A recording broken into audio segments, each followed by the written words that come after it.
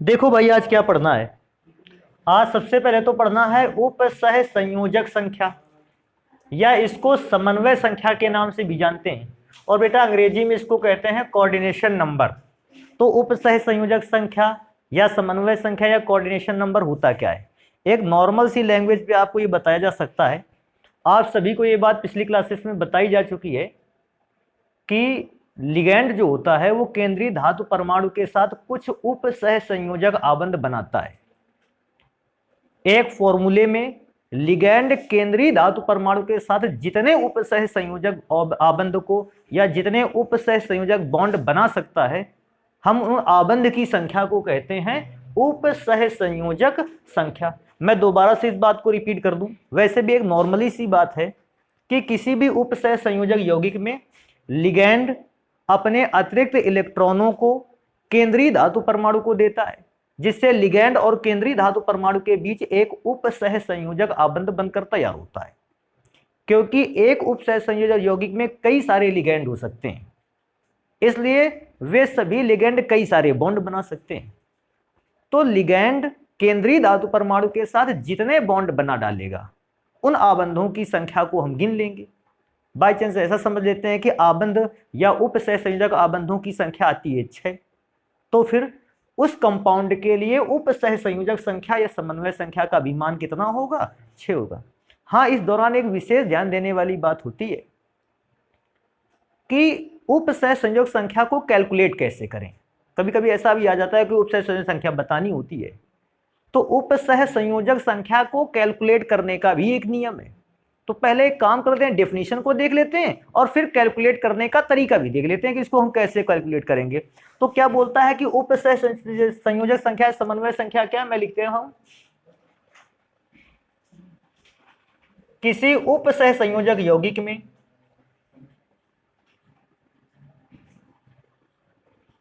किसी उपसह संयोजक यौगिक में किसी उपसह संयोजक यौगिक में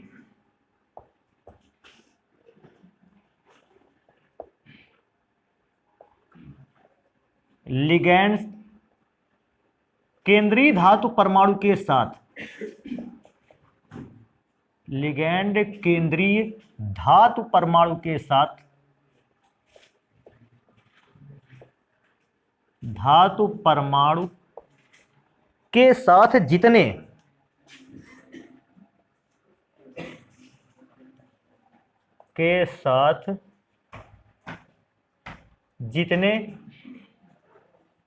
उपसह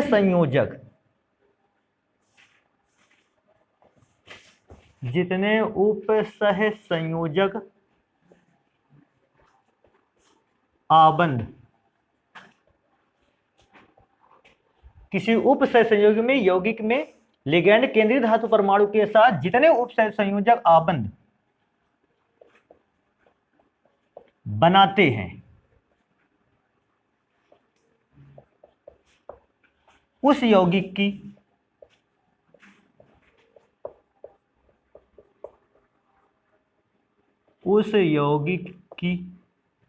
समन्वय संख्या कहलाती है।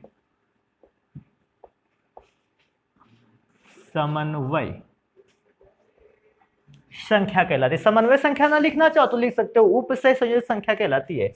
समन्वय संख्या कहलाती है। अब समन्वय संख्या कहलाती है। मेरे पास एक फॉर्मूला, जैसे सबसे पहले उसको देखते हैं।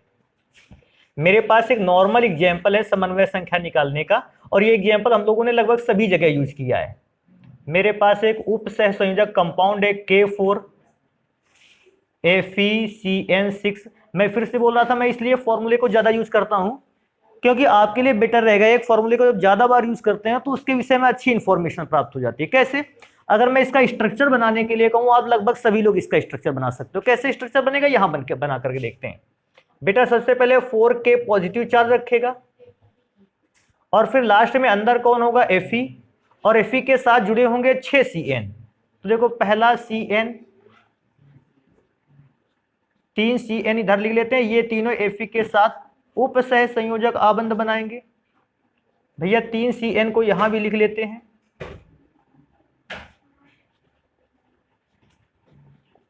और ये तीनों CN भी उप सह संयोजक बंध बनाएंगे Fe के साथ, और ये Fe रखेगा अपने पास 4 ऋण चार्ज।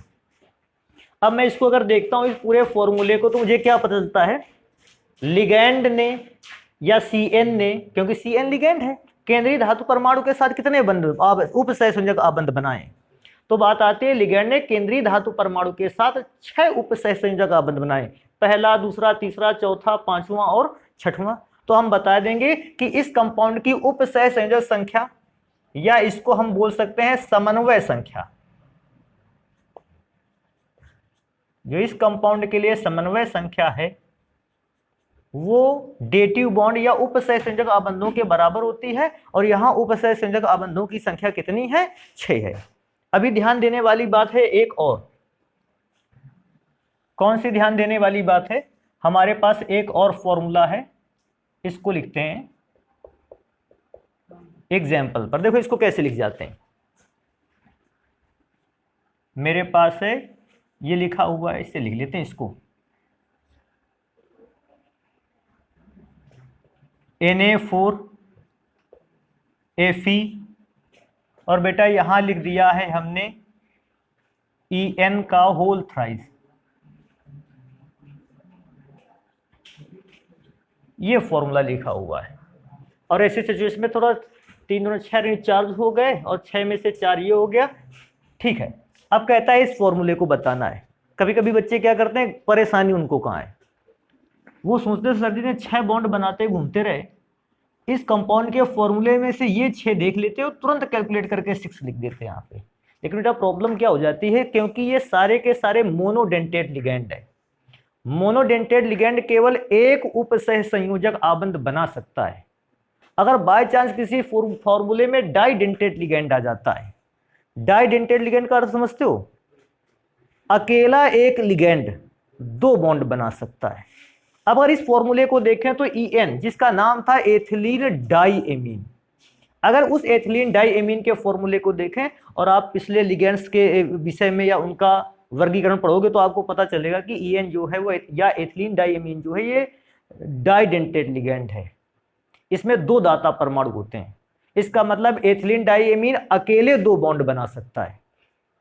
और अगर बच्चे इस 6 के हिसाब से ध्यान देने वाले हैं तो उसके हिसाब से उप सह संयोजक संख्या 3 होनी चाहिए, लेकिन वास्तविकता में इस फॉर्मूले पर भी उप सह संयोजक संख्या कितनी है, 6। रीजन है, एक En अगर 2 बॉन्ड बना सकता है, डेटिव बॉन्ड बना सकता है, तो फिर 3 En कितने बॉन्ड बना सकते हैं, 6 बना सकते हैं। फॉर्मूले में से देखेंगे, कैसे देखेंगे, 4Na को पहले लिख लेंगे बेटा, ध्यान से देखना है इस फॉर्मूले को, और इस फॉर्मूले में से और भी देखेंगे नेक्स्ट क्या आता है। तो इसको ऐसे कर सकते हैं बेटा, Fe बीच में रख लिया। अब बात आती है सर जी En को रखना था, तो En को ऐसे रख लेते हैं, मैंने यहां En लिख रखा है, एक En मैंने यहां लिख रखा है, और बेटा तीसरा En मैंने यहां लिख रखा है। और इस पे पूछेगा माइनस चार्ज, तो 4 माइनस चार्ज लगा रखा है। और देखो लगाने का तरीका क्या है, क्योंकि En जो होता है वो 2 डेटिव बॉन्ड बना सकता है। ऐसे देखो En को जोड़ सकते हैं, En को जोड़ने के तरीके थोड़े से अलग हैं। En डाइडेंटेट है ना, ऐसे लिख लें इसको, En अकेले 2 डेटिव बॉन्ड लगाएगा। कभी कभी बुक में क्या कर देता है, En को ऐसे लिख देता है,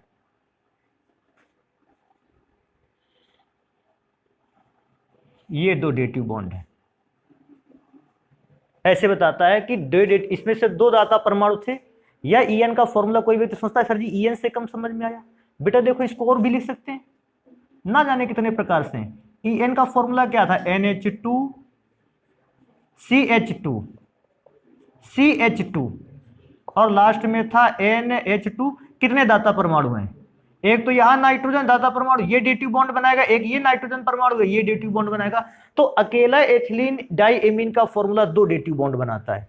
अब इस En को डायरेक्ट लिख लो, या फिर इसके भी फॉर्मूले को लिखना चाहते हो तो देखो कैसे लिखोगे, NH2CH2NH2। एक तो ये दाता परमाणु, तो ये डेटिव बॉन्ड बना लेगा, एक नाइट्रोजन परमाणु ये भी दाता परमाणु ये भी बॉन्ड बना लेगा। अब इस En को सही ढंग से लिखना चाहते हो इसको भी लिख सकते हो, देखो NH2CH2CH2NH2, एक ये नाइट्रोजन दाता परमाणु, एक ये नाइट्रोजन दाता परमाणु। अब फॉर्मूले को देखने की कोशिश करोगे भी तो देखो तुमको कैसे मिलेगा फॉर्मूला। डेटिव बॉन्ड की संख्या कितनी है, 1 2 3 4 5 6, लेकिन अगर तुम यहां नंबर दे लेते तो कितना आता, 3। तो मैं क्या लिखूंगा इस फॉर्मूले के लिए भी, जो समन्वय संख्या है, लिगैंड की संख्या तो 3 है लेकिन जो समन्वय संख्या है वो कितनी है, 6। अब कोई पूछता है समन्वय संख्या को निकाल कैसे सकते हो, तो भैया समन्वय संख्या का एक फॉर्मूला है, ब्रैकेट के अंदर लिखा हुआ है, और ये ब्रैकेट के अंदर लिखा हुआ फॉर्मूला ही हम लोगों को डायरेक्ट पहुंचा दिया करेगा अगर हम लोगों को ये फॉर्मूला बनाना नहीं आता है तो। हालांकि ऐसी कोई भी बात रहेगी नहीं कि हम लोगों को फॉर्मूला बनाना नहीं आता होगा, क्योंकि फॉर्मूले को बनाना भी सीखना है। तो समन्वय संख्या होता है फॉर्मूला लिगैंडों की संख्या इनटू दंतुकता। अब कहोगे सर ये कौन सा नया शब्द आ गया दंतुकता, तो भैया एक आसान सी बात बता देते हैं, जिस भी लिगैंड में एक दाता परमाणु है दंतुकता 1 है, जिस भी लिगैंड में 2 दाता परमाणु है दंतुकता 2 है, और जिस भी लिगैंड में इससे ज्यादा भी दाता परमाणु होंगे उसकी दंतुकता क्या होगा, दाता परमाणुओं की संख्या। या अब भैया दंतुकता ना लिखना चाहो तो इतनी बात तो लिख ही सकते हो, दाता परमाणुओं की संख्या। जैसे कभी कभी लगने लगता है दंतुकता यार ये नया शब्द आ गया, ये समझ में नहीं आ रहा है, तो बच्चे इसकी जगह पे क्या लिख सकते हैं भैया, हम देखो ज्यादा जगह नहीं इसलिए ऐसा लिखेंगे, दाता परमाणुओं की संख्या। अब जैसे इसका कैसे निकालते, इस वाले का कैसे निकालते, अच्छा ये बताओ लिगैंड की संख्या कितनी थी, तो मैं लिगैंड की संख्या के 3 लिख देता। जल्दी से देख कर ये बताओ कि बेटा लिगैंड की संख्या तो तुमने 3 लिख रखी है, लेकिन En की दंतुकता कितनी होती है, दाता परमाणु कितने होते हैं 2, तो 3 × 2 = कितना बन जाता, 6। कैलकुलेशन से ऐसे आ जाता। तो फॉर्मूला क्या है, आसानी से रटा जा सकता है, बताया जा सकता है, लिगैंडों की संख्या इनटू दाता परमाणुओं की संख्या बराबर समन्वय संख्या होती है। तो भैया समन्वय संख्या को ऐसे लिख लेते हैं, यहां पे ये इतना एरिया हमने समन्वय संख्या को दे रखा है। अच्छा एक फॉर्मूला पूछते हैं, जरा इस पे देखते हैं क्या है। एक बेटा फॉर्मूला मेरे पास है ACR, ब्रैकेट के अंदर होता है H2O का होल 6 Cl3। इसकी समन्वय संख्या मांगता तो क्या करते भैया, समन्वय संख्या मांगता देखो तो लिगैंड की संख्या कितनी है 6 इंटू बेटा बोलता है H2O में दाता परमाणुओं की संख्या कितनी होती है, याद है H2O में दाता परमाणु संख्या 2 की 4 1 होती है, हमको नहीं पता था 1 होती, चलो भाई अगर 1 होती है तो 6 1 कम 6, क्या लगता है समन्वय संख्या 6 आ गई, बिल्कुल सही। अच्छा H2O में दाता परमाणु कौन होता था, ऑक्सीजन, बिकॉज ऑफ इसके ऊपर जो है वो जिसको कहते हैं अनाबंधी इलेक्ट्रॉन वो अवेलेबल थे। तो भैया दाता परमाणुओं की संख्या इनटू लिगैंडों की संख्या आसानी से आप निकाल सकते हो समन्वय संख्या। एक जस्ट इसी के नीचे और देखते हैं, एक और चीज आती है ऑक्सीकरण अवस्था, इसको भी सीख लेते हैं ऑक्सीकरण अवस्था को।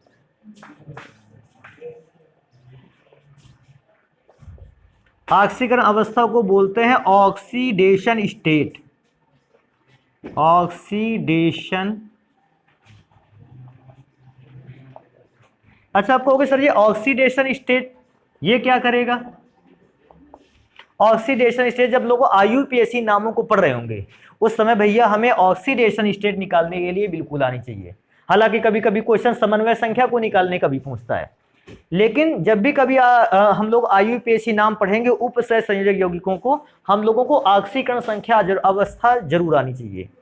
अच्छा ऑक्सीकरण अवस्था होता क्या है, किसी भी अणु परमाणु या आयन पर उपस्थित आवेश की मात्रा, किसी भी अणु परमाणु या आयन पर जितना आवेश उपलब्ध है या जितना आवेश पाया जा रहा है उस आवेश की संख्या को ही कहते हैं ऑक्सीकरण अवस्था, या बेटा कुछ किताबों में इसको ऑक्सीकरण संख्या के नाम से भी रिप्रेजेंट किया गया है। अभी बात करते हैं कि ऑक्सीकरण अवस्था किसकी निकालनी है। तो भैया ऑक्सीकरण अवस्था हमेशा निकालनी है केंद्रीय धातु परमाणु की। क्योंकि अब पूछा सर जी केंद्रीय धातु परमाणु की ही क्यों निकालनी है? क्योंकि केंद्रीय धातु परमाणु में भी ऐसे गुण हैं कि केंद्रीय धातु परमाणु की ऑक्सीकरण अवस्था चेंज हो सकती है। लिगैंड की लगभग अधिकांश लिगैंड की ऑक्सीकरण संख्या जो होती कभी चेंज नहीं होती। सरल आयन की भी ऑक्सीकरण संख्या कभी चेंज नहीं होती। ऑक्सीकरण अवस्था अगर चेंज हो सकती है तो केवल किसकी? केंद्रीय धातु परमाणु की। उसी को निकालना सीखना है। तो क्योंकि ऑक्सीकरण संख्या क्या होता है मैंने बताया, अणु परमाणु या आयन पर उपस्थित आवेश की मात्रा को ही क्या कहते हैं? ऑक्सीकरण अवस्था। तो मैं जल्दी से डिफिनेशन लिख देता हूं, फिर फॉर्मूलों के लिए ऑक्सीकरण संख्या को कैलकुलेट करके भी देखते हैं कि आपको कैसे कैलकुलेट करके आंसर निकालना है। तो मैं सबसे पहले डेफिनेशन लिखूंगा। किसी अणु परमाणु या आयन पर उपस्थित आवेश की मात्रा को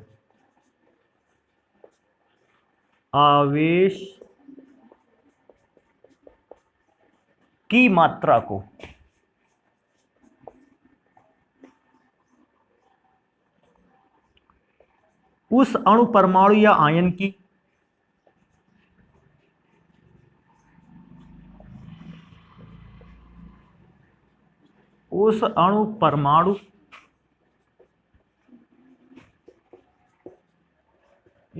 आयन की ऑक्सीकरण अवस्था कहते हैं। मैंने बताया कि ऑक्सीकरण अवस्था को एक और नाम से जानते हैं, ऑक्सीकरण संख्या के नाम से। अब स्टार्ट करते हैं कि ऑक्सीकरण अवस्था को निकालेंगे कैसे। और भैया ऑक्सीकरण अवस्था को कैसे निकालेंगे, ये सबसे पहले स्टार्ट होगा अपने वही फॉर्मूले से जो पुराना वाला एग्जाम्पल था, क्योंकि ये अपना पुराना एग्जाम्पल है और जितने भी एक्सपेरिमेंट हमको कर रहे हैं यहीं से स्टार्ट रखने हैं। तो मेरे पास पहला फॉर्मूला आ गया एग्जाम्पल के तौर पर, और आपसे पूछता है K4 FeCN6 में से किसकी ऑक्सीकरण संख्या निकालनी है? Fe की। भैया मैंने पहले ही बताया था ऑक्सीकरण संख्या हमेशा केंद्रीय धातु परमाणु की निकालनी है। कैसे निकालनी है उसको ध्यान देते हैं। सबसे पहले क्या लिखेंगे? 4 इंटू, बेटा K 4 बार है ना, तो 4 यहां लिख लिया और साथ में लिखने वाले हैं K की ऑक्सीकरण संख्या। तो हम लिखेंगे K का मतलब पोटेशियम की ऑक्सीकरण संख्या, ON का मतलब जानते हो? ऑक्सीडेशन नंबर, प्लस ध्यान रखने वाली बात है क्योंकि K जो था वो 4 टाइम था, मैंने 4 इंटू K की ऑक्सीडेशन नंबर लिख ली। फिर मुझे Fe की निकालनी है, तो हम Fe की ऑक्सीकरण संख्या कितनी मान लिया करेंगे? X, क्योंकि उसी को तो निकालनी है ऑक्सीकरण संख्या। नेक्स्ट पे चलेंगे, अब इस पूरे लिगैंड को देखेंगे। अब अगर आपने पढ़ रखा होगा तो आपको पता होगा Cn धनावेशित लिगैंड है, ऋणावेशित लिगैंड है या उदासीन है। सबको पता है ये बेटा ऋणावेशित लिगैंड है, और ऋणावेशित लिगैंड में से इस पर ऋण आवेश कितना पाया जाता है? 1। तो मैं क्या लिखूंगा? 6। जैसे K4 को हमने 4 इंटू K की ऑक्सीकरण संख्या लिखा था, CN6 को 6 इंटू Cn की ऑक्सीकरण संख्या। और बेटा लास्ट में क्योंकि इस पूरे फॉर्मूले को देखें तो कोई चार्ज नहीं लगा, इस पूरे फॉर्मूले ना तो प्लस चार्ज लगा हुआ है ना माइनस, तो मैंने भी कितना लिख दिया? 0। अगर यहाँ प्लस चार्ज लगा होता 2 तो हम यहाँ बराबर +2, यहाँ माइनस चार्ज लगा होता या ऐसा लिखा होता माइनस चार्ज 3 तो मैं यहाँ -3 लिख देता। क्योंकि ना तो प्लस चार्ज है ना माइनस चार्ज है तो मैंने क्या लिख दिया? 0। बेटा जल्दी से ध्यान देना है, 4 इंटू K की ऑक्सीकरण संख्या का मतलब है K का परमाणु क्रमांक जानते हो? 19। 2,8,8, क्या लगता है इसको? इसके पास 2 सिचुएशन है अपने आप को संतृप्त करने के लिए। या तो ये अपना 1 इलेक्ट्रॉन त्याग दे तो इसकी बाहरी कक्षा में कितने इलेक्ट्रॉन हो जाए? 8, संतृप्त हो गया। या तो ये 7 इलेक्ट्रॉनों को और ग्रहण कर ले तब इसकी बाहरी कक्षा में इलेक्ट्रॉनों की संख्या 8 और ये उस समय संतृप्त हो जाएगा। आपको क्या लगता है क्या करना आसान रहेगा? 1 इलेक्ट्रॉन को त्यागना, क्योंकि 1 इलेक्ट्रॉन को त्यागना आसान रहेगा। मैंने K की ऑक्सीकरण संख्या लिखी है +1, त्यागने के लिए +1 और ग्रहण करने के लिए माइनस में से प्लस, बेटा x लिख देते हैं +6 लिख देते हैं, और Cn की ऑक्सीडेशन नंबर तो मुझे पता थी कि इस पे माइनस चार्ज 1 होता है, इसलिए -1 = 0। बेटा कैलकुलेट करेंगे और ये कैलकुलेशन तो डायरेक्ट आएगा। देखो 4 + चार्ज हो गया, 6 कैसा चार्ज हो गया माइनस, माइनस के 6 चार्ज में प्लस का 4 चला गया -2, और ये -2 बराबर की दूसरी ओर जाएगा तो क्या बनेगा +2। तो ऑक्सीकरण संख्या कितनी आ गई +2। ये किसकी ऑक्सीकरण संख्या थी Fe की। अब बात आती है कभी कभी कि एक काम करते हैं, इस फॉर्मूले से में से निकाल लेते हैं किसी कंपाउंड की। चलो एक दूसरा फॉर्मूला यूज कर लेते हैं। देखो कैसा फॉर्मूला दूसरा यूज कर लेते हैं। एक फॉर्मूला हमारे पास और है, एग्जाम्पल के तौर पर लिखा है CrH2O6 और यहां लिखा है Cl3। इस फॉर्मूले का कहता है ऑक्सीकरण संख्या निकालें। मैं जान गया केंद्रीय धातु परमाणु कौन है, क्रोमियम, इसी का निकालेंगे। तो क्रोमियम की ऑक्सीकरण संख्या कितनी लिख लेते हैं x। ध्यान से देखकर बताओ, डायरेक्टली अगर किया जाए, क्योंकि कैलकुलेशन जो है इंटरमीडिएट में ऑक्सीकरण संख्या आप पहली क्लास में पढ़ चुके हो। अब इस क्लास में पढ़ने के लिए क्या है कि डायरेक्ट कैलकुलेशन जरूरी है। कैलकुलेशन कैसे जरूरी है बेटा, H2O लिगैंड जो है ये धनावेशित है, ऋणावेशित है या उदासीन है। उदासीन, उदासीन का मतलब इस पर किसी भी प्रकार का आवेश नहीं, आवेश 0 है। उदासीन का आवेश 0 है। 0 का अगर मल्टीप्लाई 6 पे होगा तो कितना आ जाएगा 0। समझ पाइए 0 कहां से आया।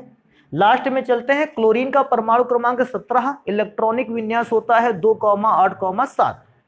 287 पर क्या आपको लगता है इसको बाहरी कक्षा में 8 इलेक्ट्रॉन बनाने के लिए 2 काम करने पड़ सकते हैं, या तो 1 ग्रहण करे या तो 7 त्याग दे। तो 1 ग्रहण करना आसान है ना, तो ग्रहण करने के लिए 1 क्लोरीन के लिए -1, तो भैया 3 क्लोरीन के लिए -3 = 0, देन x +3।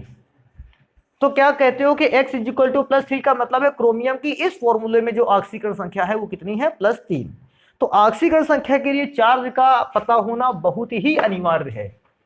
और भैया अगर एक एटम है तो एटम के लिए तो आप आसान सी बात ये ध्यान दे सकते हो कि इलेक्ट्रॉनिक विन्यास आना जरूरी है। तो क्या होता है अगर लिगैंड के टाइप को आपने पता कर रखा है कि ऋणावेशित है, धनावेशित, और फिर इस पर चार्ज कितना आता है, तो मेरे ख्याल से कोई भी प्रॉब्लम आने वाली ही नहीं है यहाँ पर कि हम किसी प्रॉब्लम को फेस करेंगे ऑक्सीकरण अवस्था को निकालते समय। आ जाएगा ऑक्सीकरण अवस्था। अब ऑक्सीकरण अवस्था को छोड़ेंगे, आ जाएंगे कि समरूप तथा असमरूप संकुल क्या होते हैं। पहले मैं सोच रहा था लिख लेते हैं असमरूप समरूप, लेकिन फिर मैंने नहीं लिखा। कहता है होमोलिप्टिक एंड हेट्रोलिप्टिक कॉम्प्लेक्स। अब बात आती है संकुल की। बात क्या है, तो भैया एक काम कर सकते हो, संकुल किसको कहते हैं, या तो संकुल आप इस पार्ट को बता सकते हो और या इस पूरे कंपाउंड को संकुल कह सकते हो। सर जी तो अब बात है कि सर जी इस पार्ट को क्यों संकुल बताया जाए, इस पार्ट से क्या रख। बेटा देखो एक साधारण सी बात है, उपसह संयोजक आबंध तो इसी पार्ट में बने हुए हैं, तो संकुल की पहचान इसी पार्ट को देखकर होती है।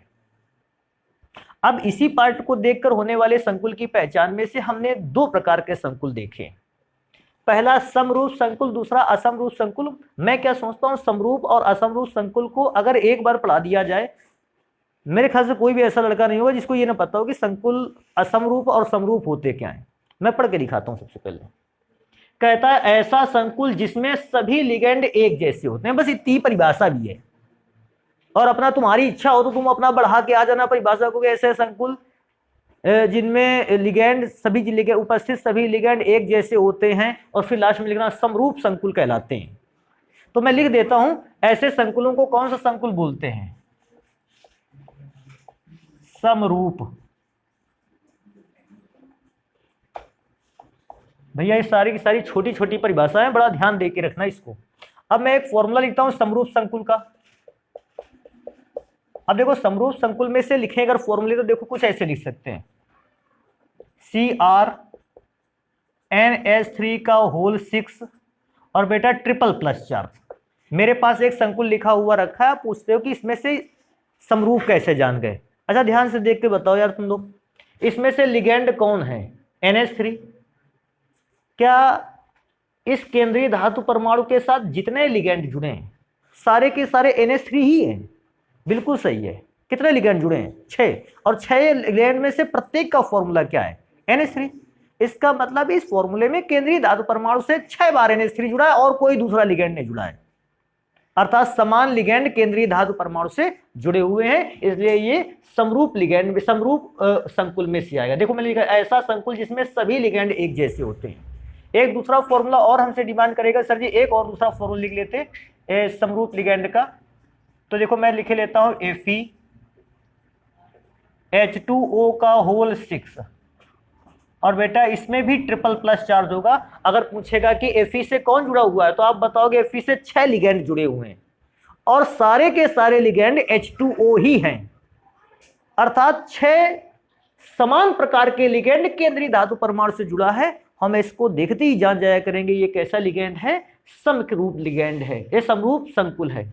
अब समरूप संकुल जान गए क्या होता है, लेकिन अभी तो प्रॉब्लम इस बात की है कि असमरूप संकुल जानना है। तो भैया इसकी सबसे खतरनाक परिभाषा, ऐसा संकुल जिसमें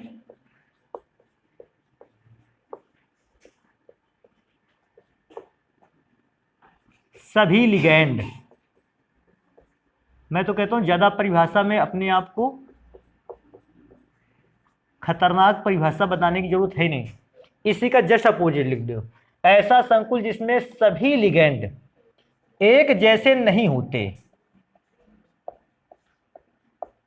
एक जैसे नहीं होते। कोई पूछेगा फिर इसको हम क्या कहेंगे, इसको बेटा कहेंगे विषम रूप लिगेंड, सॉरी विषम रूप, हाँ अरे असम रूप भी लिख सकते हो यार, ले मैं लिख देता हूं विषम रूप या असम रूप संकुल। भैया असम रूप संकुल का एक फॉर्मूला देखना है तुम लोगों को, समझ में आया तो बताना, ना समझ में आया तो भैया ना बताना। एक एग्जाम्पल है, अब असम रूप वाले या विषम रूप वाले संकुल पर अगर हम चलेंगे तो एक फॉर्मूला मेरे पास है PT, प्लेटिनम कहते हैं इसको बेटा। अब मेरे पास लिगेंड के फॉर्म में कौन है, NH3Cl(Fi),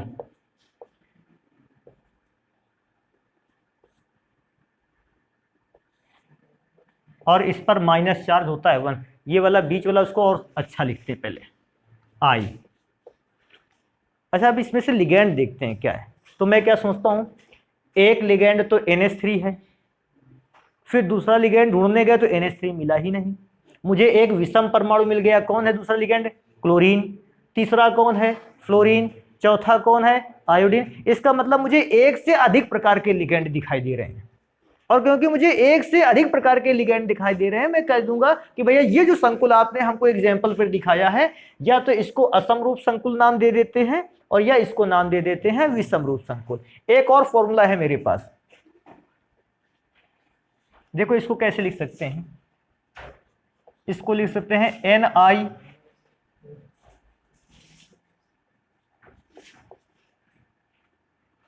ऐसा लिख लेते थोड़ा सा, देखो CrH2O का होल 5 Cl, और बेटा इससे प्लस चार्ज की बात आएगी तो इस पे लिखा लगा होगा प्लस चार्ज 2, और ये फॉर्मूला अब सही है। अब पूछेगा इसमें से समरूप संकुल कहना है कि असमरूप संकुल बोल रहा है। बेटा जल्दी से देखो, क्या इस क्रोमियम के साथ एक ही प्रकार के केवल लिगेंड जुड़े हैं? हाँ 5 एक प्रकार के लिगेंड थे, मुझे अच्छा लगा कि शायद समरूप हो सकता है, लेकिन जस्ट एक अलग से आ गया लिगेंड Cl क्लोराइडो, और इसने क्या है इस समरूप संकुल को असमरूप संकुल में चेंज कर दिया। तो ये बेटा हो गया असमरूप संकुल। अभी किसी व्यक्ति के दिमाग में ये बात आना बिल्कुल जरूरी है, ये माइनस और ये प्लस चार्ज सर जी कैसे लगा रहे हैं? तो ये माइनस चार्ज ये प्लस चार्ज आता है कैसे, कि अगर आपको ऑक्सीजन संख्या का अच्छा नॉलेज है। देखो कैसे मैंने लगाया, अभी इसके लिए चार्ज हटा देते हैं 2 मिनट के लिए। बेटा क्लोरीन पर 1 ऋणावेश होता है, ब्रोमीन पर फ्लोरीन पर 1 ऋणावेश होता है, आयोडीन पर भी 1 ऋणावेश होता है। कितने ऋणावेश हो गए? 3। तो ऋण आवेश हो गए 3। NH3 पर आवेश होता नहीं, उसको कैलकुलेट नहीं करेंगे। प्लेटिनम पर होता है 2 इकाई धनावेश।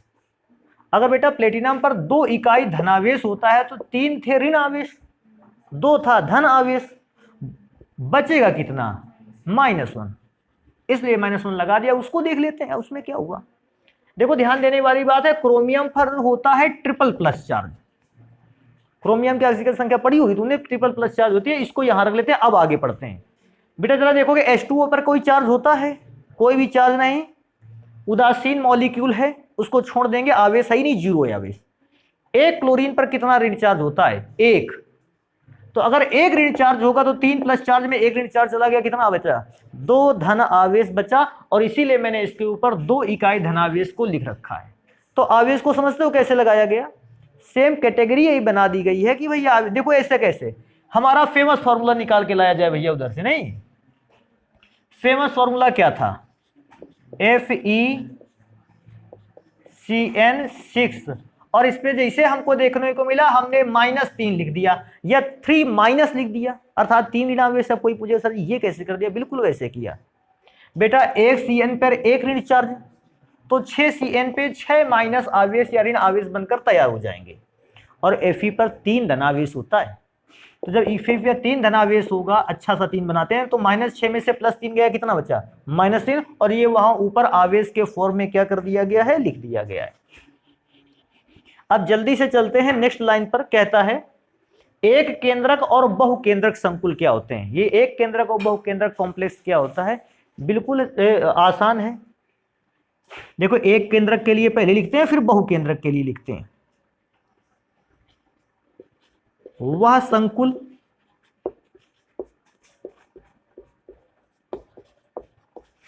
जिसमें केवल एक केंद्रीय धातु परमाणु होता है, केवल एक केंद्रीय धातु परमाणु होता है।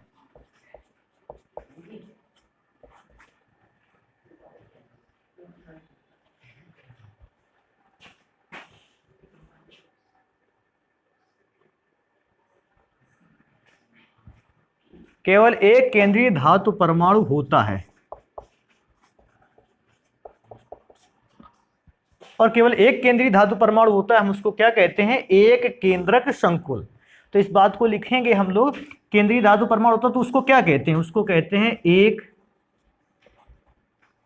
केंद्रक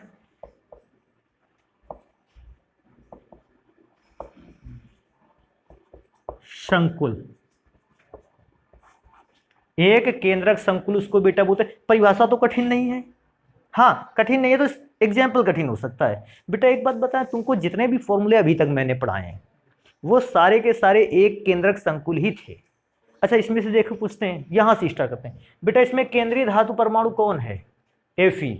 कितनी बार आया है? एक केंद्रक हो गया। इसको बेटा इसमें भी कौन है? Fe। कितनी बार आया है? एक बार।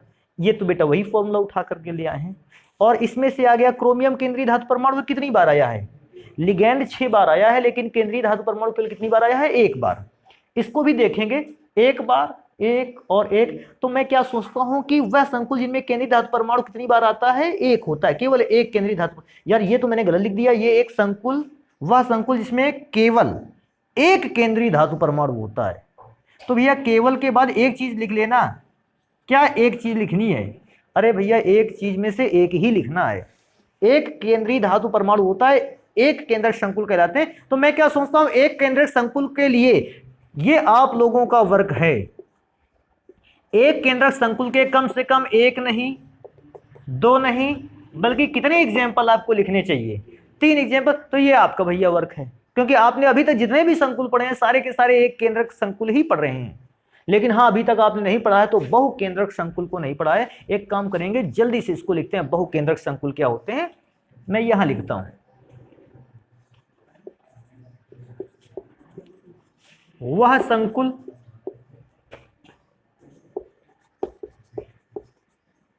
जिसमें केंद्रीय धातु परमाणुओं की संख्या केंद्रीय धातु परमाणुओं की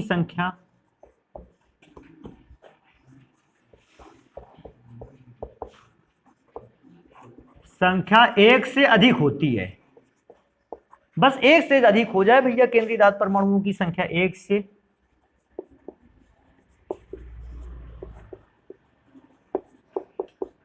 अधिक होती है, हम ऐसे संकुल को क्या कहते हैं? बहुकेंद्रीय संकुल।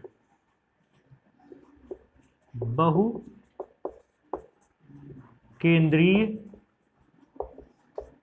संकुल। तो बेटा बहुकेंद्रीय संकुल का कहोगे सर जी, बहुकेंद्रीय संकुल का तो एग्जाम्पल आज तक हमारे लोगों के सामने नहीं आया। तो अभी एक दो एग्जाम्पल ऐसे लिखते हैं जिसमें से बहुकेंद्रीय संकुल होगा, जैसे NiCO4 और बेटा NiH2O4, ये एक संकुल दिया गया है।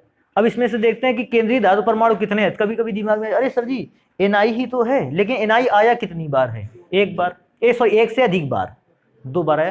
तो मैं तो कहता हूँ केंद्रीय धातु परमाणु एक से अधिक बार आ भी जाए, बस एक से अधिक बार आ गया, मैं बता देता हूं कि ऐसा जो फॉर्मूला है ये बहुकेंद्रीय संकुल का फॉर्मूला है। एक और लिखते हैं बहुकेंद्रीय संकुल का फॉर्मूला, क्या लिखते हैं बहुकेंद्रीय संकुल का?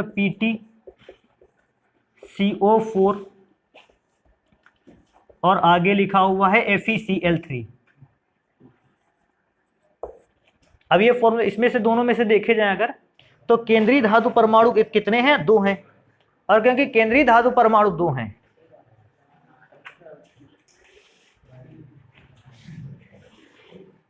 केंद्रीय धातु परमाणु 2 होने की वजह से मैं समझ गया कि ये बहुकेंद्रित संकुल में से एक है। तो एक काम करते हैं, बहुकेंद्रित संकुल या बहुकेंद्रीय संकुल सेम चीज है, तो एक काम करेंगे, इसको नोट करेंगे और फिर इसके बाद पढ़ते हैं कि अगर यौगिकों के उपसहसंयोजक यौगिकों के IUPAC नाम पढ़ने हो तो उनके नामों को पढ़ने का नियम क्या है, और नियम के बाद हम लोग IUPAC नाम पढ़ना स्टार्ट करेंगे। तो इसको जल्दी से नोट कर लेते हैं। देखो IUPAC नामकरण के लिए देखो जो नियम लिख रखे हैं हम लोगों ने, उन नियमों को थोड़ा सा देख लेते हैं। और क्योंकि नियमों को देख लेंगे तो बेटर रहेगा कि जब हम लोग IUPAC नाम पढ़ेंगे कोई भी प्रॉब्लम आने वाली नहीं है, वैसे भी प्रॉब्लम नहीं आती है, लेकिन अगर नियम को पढ़ लोगे तो क्या होता है, सरलता थोड़ी सी और बढ़ जाती है।